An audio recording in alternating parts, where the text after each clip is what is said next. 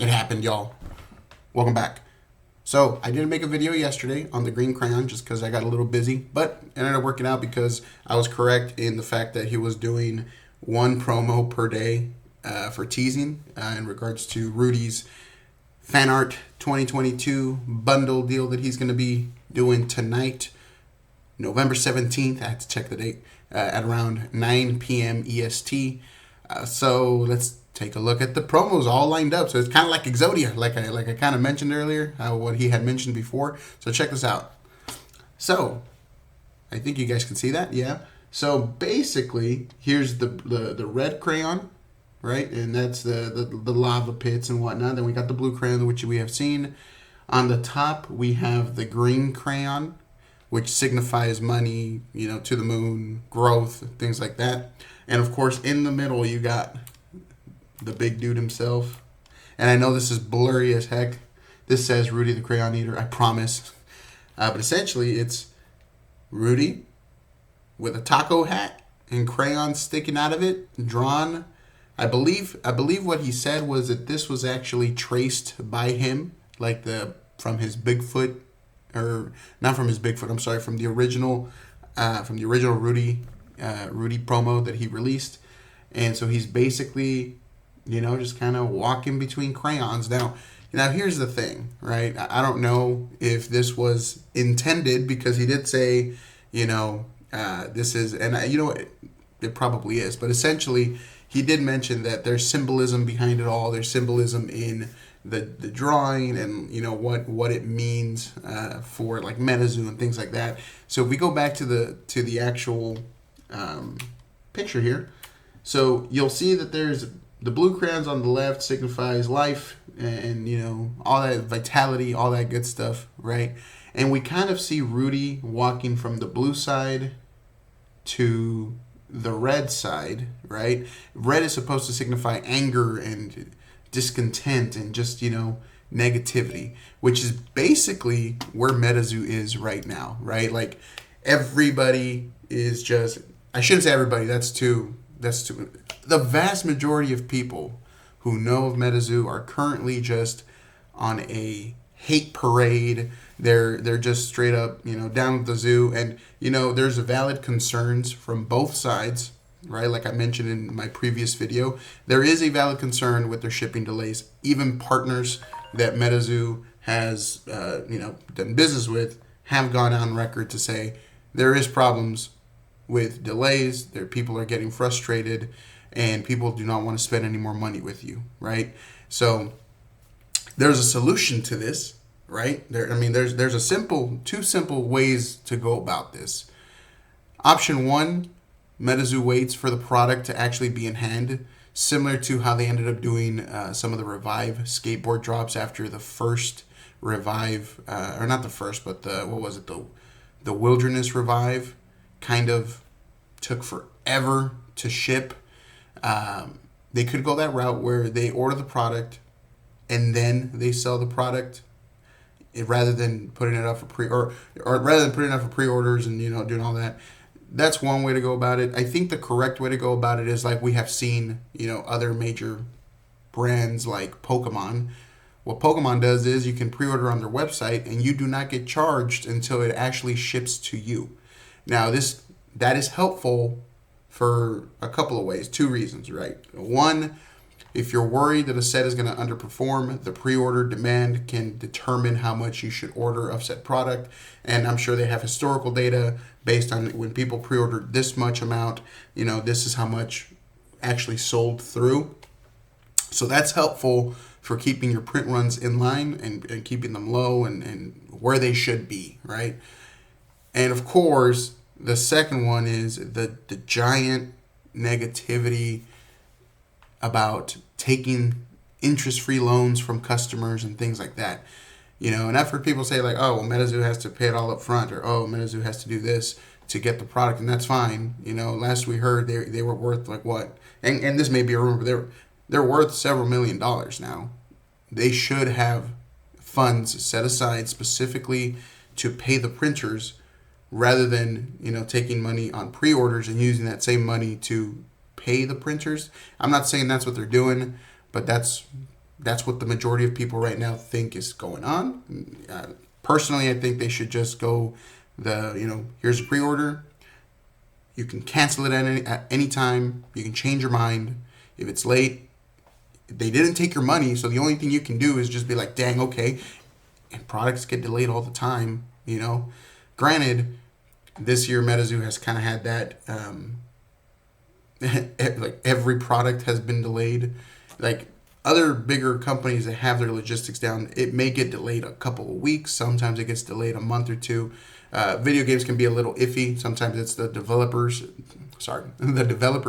that will delay a game a few months based on the fact that the game isn't even finished yet. Like there's a lot of bugs, things like that. And yes, you can pre-order those type of things, and you do pay ahead of time for those pre-orders. Unless you go to like GameStop and you just put $5 down on the pre-order. If a game gets delayed, you're not too upset about $5 being held up, right? So there's a way to go about the pre-order system that will definitely turn people's idea of Metazoo or their overall dislike of Metazoo's logistics can easily be fixed by incorporating something like that. Do a pre-order system, let people pre-order who want to pre-order, right? Have pre-orders live for X amount of time to get an idea of demand, and then after that, you can keep them live, of course, but you can basically get a sample of like, hey, let's order this much amount of product based on pre-order demand, and this is where the logistics comes into play. This is where you pay people that know what they're doing to be able to tell, hey, we need to order this much or this less, right? And there's nothing wrong with reprints. So let's say a product is extremely popular, like we've seen with other products in the past, like, with other brands, right? If you order a specific amount of product and it turns out like, dang, this is way more in demand than we thought, let's go ahead and do another rerun, like another reprint that'll come down in a couple months. Will people be upset? Yes. They'll probably be upset that you didn't order enough.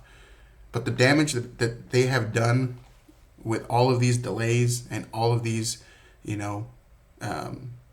pre-order, like the pre-ordering is really what's getting people taking their money up front and all that good stuff. The misconception of, interest-free loan and this and that, that's what's really killing them in the public eye, right? So back to the picture, and the reason I bring this up, right, is because symbolically you got Rudy going from the, basically sunshine and rainbows of what Metazoo was, and now you're transitioning over to the anger and discontent and, just emotional side of Metazoo. But if you see it, but there is one common thing: no matter where you go, there is always opportunity for Metazoo's growth, right? If you see, that's what I'm getting from this. That's my symbolism that I'm pulling from this, and I may be totally off. I'm not that deep, dude. I might be sometimes, but essentially, no matter which way Rudy the Crayon Eater goes, whether it's to the waterfall and rainbow side where everything is nice and dandy, or the angry side and scary side, which is the volcano, regardless of where he goes, growth and prosperity follows the Crayon Eater. No matter where he goes. That's what that symbolizes to me. So this is what it comes down to. Like I mentioned in my last video, even though this is a bear market and people are like, Metazoo is dead, and Metazoo is not dead because they have so many brand deals going on. If a company was dying, this wouldn't be happening. They know their financials. They know, what to expect with product drops. The biggest thing that are killing them are the delays, the logistics, the pre-ordering ahead of time, and over-promising and under-delivering. What they need to be doing is under-promise, over-deliver. So you give like a 3-month pre-order window, coupled with not taking people's money up front, and your product arrives 2 months earlier. Now all of a sudden people are a lot happier. Or a month earlier, sorry. People are a lot happier at the fact like, oh dang, it's arriving, I just got charged, this is exciting. It creates hype.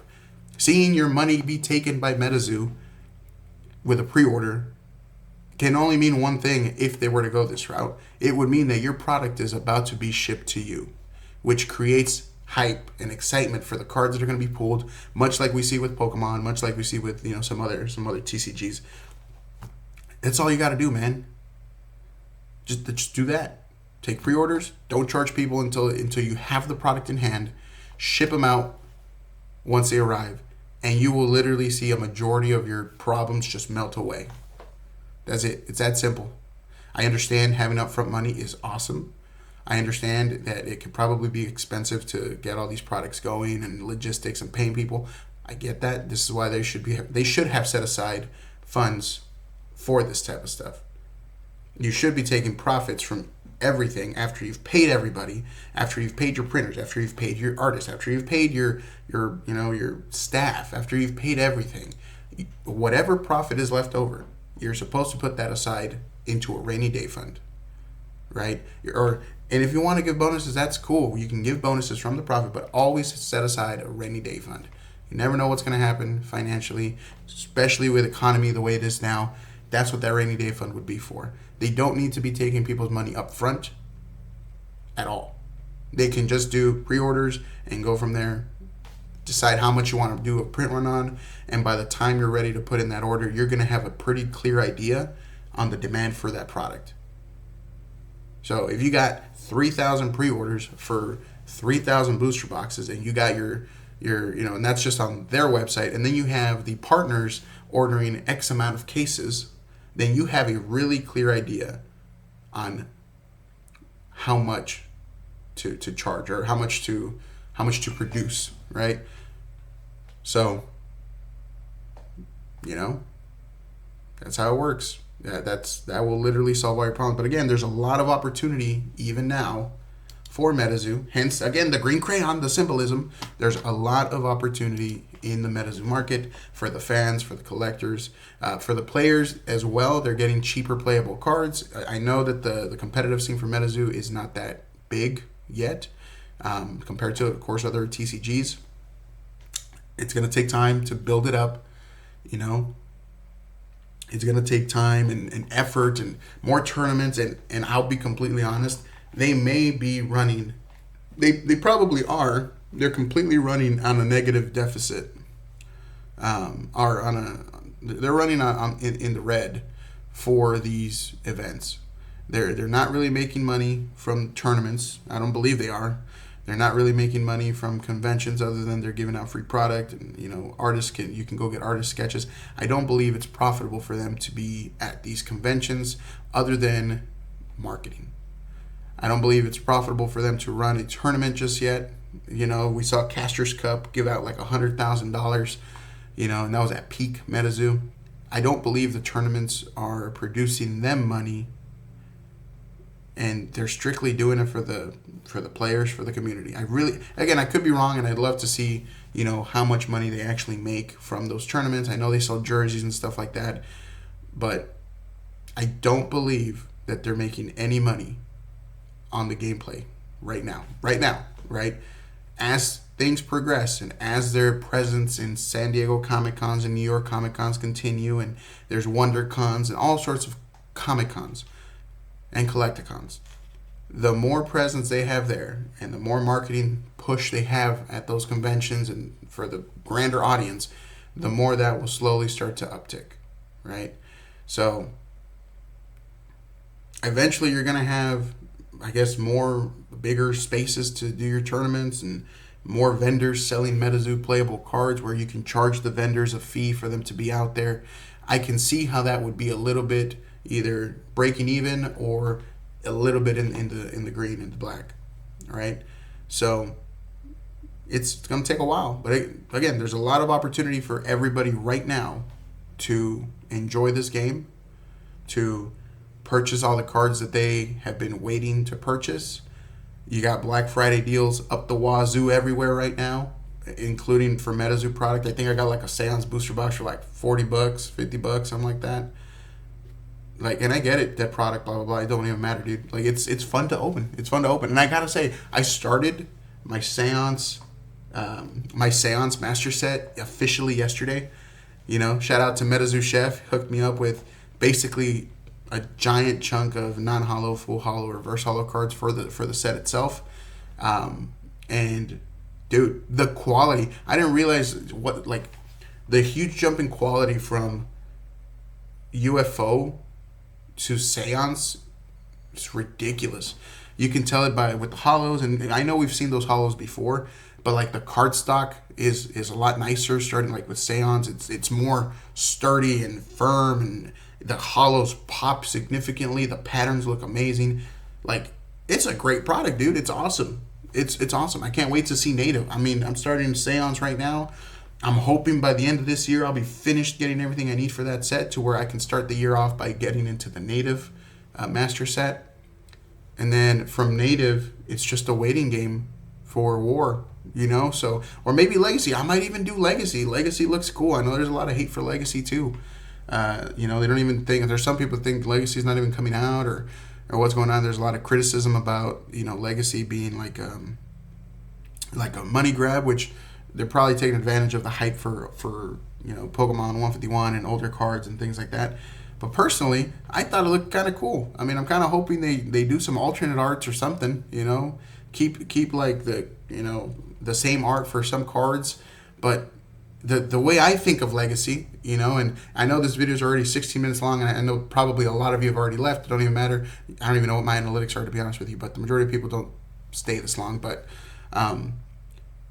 I see legacy as a way to reprint the older sets the way they should have been made from the beginning. The quality they should have been printed in from the beginning. Krypton Nation, you know, Kickstarter was like really flimsy cards and they feel cheap and all this stuff, right? And then you got into Krypton Nation and it got a little bit better, but it was kind of very similar. You know, Nightfall came around, cardstock got better, just a tad. So I see this as an opportunity for Metazoo to capitalize on the fact that, hey, you know what, this is a new beginning, this is the past, hence legacy, this is all the past going forward, like this is the future, right? And it gives the fans an opportunity to get like higher quality cards of the cards that we already love, like better holographic foiling on cards that we already love.